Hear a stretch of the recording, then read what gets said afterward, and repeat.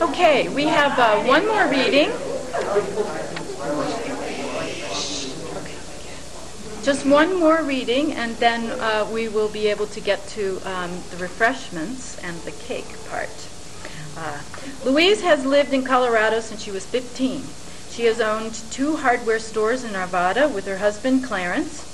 Louise was instrumental in setting up the volunteer reader program at Radio Reading Service of the Rockies. We at Ctbl have been lucky to have Louise as a volunteer narrator for almost 30 years. So without further ado, Louise.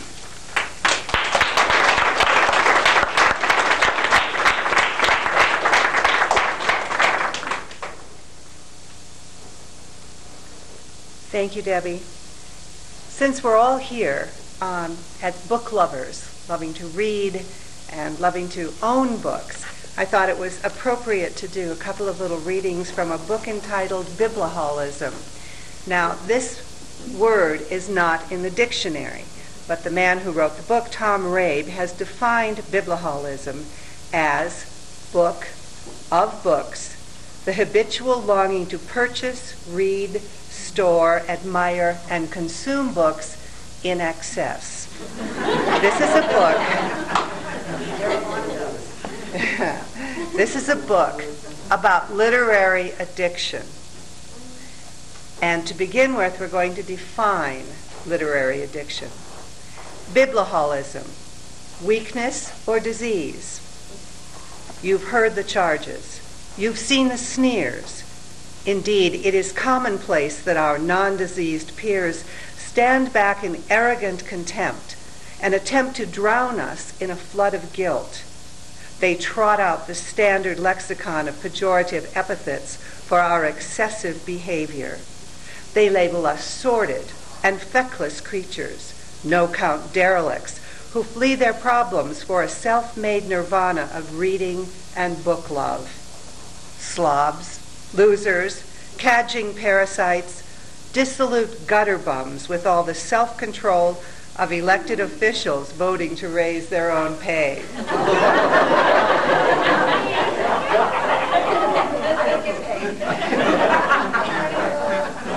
And indeed, in our most candid and ingenuous moments, can we not mount the courage to ask ourselves, what sort of sap becomes addicted to books?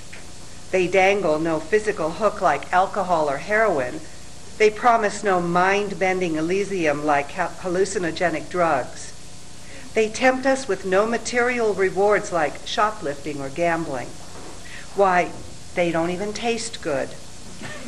In some ways, we book addicts are like that crank down the block who has 3 million license plates in his garage.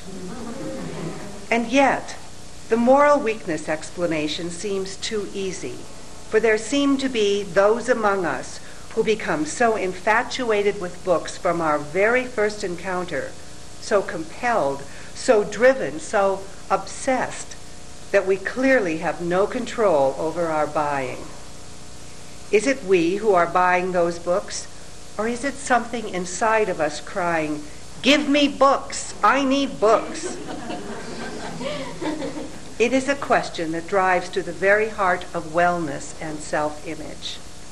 How easy it is to lambaste the profligate bookaholic who sits in manic and mindless glee among 25,000 volumes while loved ones go without food. And yet, does such an attitude help the maniac? Does it propel him or her down the path toward recovery? Obviously, it is compassion that is needed, not fulmination. The truth is, we do not become biblioholic. We are born biblioholic. We are out and out crazy in a clinical sense. This is the only loving way to approach it. Plus, it is in full concordance with the zeitgeist. It explains why some seem so inexorably drawn to biblioholism from their very first positive experience with books. It allows biblioholics to relieve the debilitating false guilt that is laid upon them by offering a biological explanation for what otherwise would be categorized as a moral failure. and it undercuts the stereotype of biblioholics as degenerates who have lost control of themselves when in the presence of books.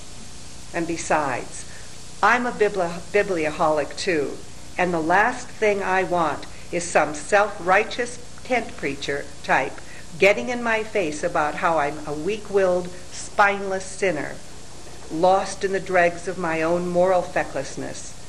The case for biblioholism is an inbred inherited disease bodes well for us biblioholics. It gets us off the hook. Unfortunately, there is a problem in it, and that is we can't prove a doggone thing. No one can get right down to the nitty-gritty and finger this chromosome or that DNA molecule as the villain.